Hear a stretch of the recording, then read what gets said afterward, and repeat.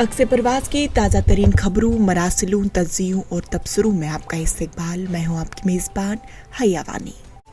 भारतीय फौज के सरबराह मनोज मुखर नारविन ने उम्मीद जाहिर की है कि चीन के साथ मुज़ाकरात कशीदगी में कमी का बाइस बनेंगे। उन्होंने मुज़ाकरात के अगले दौर की कोई हतमी तारीख नहीं दी, ताहम ये इंदिया दिया कि मुज़ाकरात अनकरीब होने वाले हैं।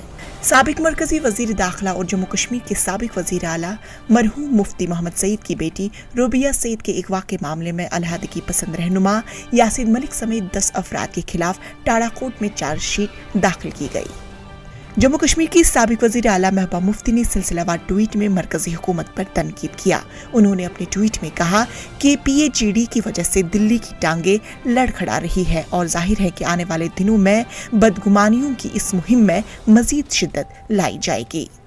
जम्मू कश्मीर में जलजले के झटके महसूस किए गए। खित्ते चिनाब के जिला डोडा में पीर की शाम 2 बार आए जलजले के झटकों की वजह से लोगों में डर और खौफ का माहौल पैदा हो गया। कांग्रेस ने पीर को ये दावा किया है कि जम्मू के साबिक लोकसभा इंतखाबात के मुकाबले में डिस्ट्रिक्ट डेवलपमेंट काउंसिल इंतखाबात में बीजेपी के वोटों के हिस्से में तकरीबन 25% कमी वाक़या हुई। जम्मू कश्मीर हाई कोर्ट ने ट्राडल कोर्ट के जरिए 2019 में गैर मुल्की एक्ट 2004 के दफा 14(1) के तहत ज़र हिरासत एक पाकिस्तानी खातून की जमानत को मंजूरी दे दी है।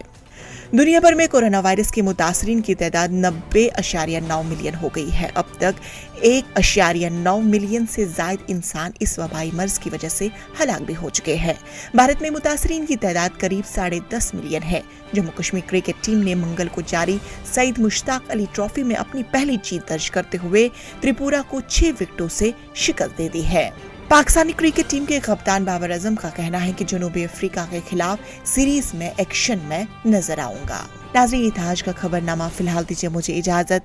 कल इसी वक्त होगी मुलाकात, तब तक बने रहे अक्से परवाज़ के साथ।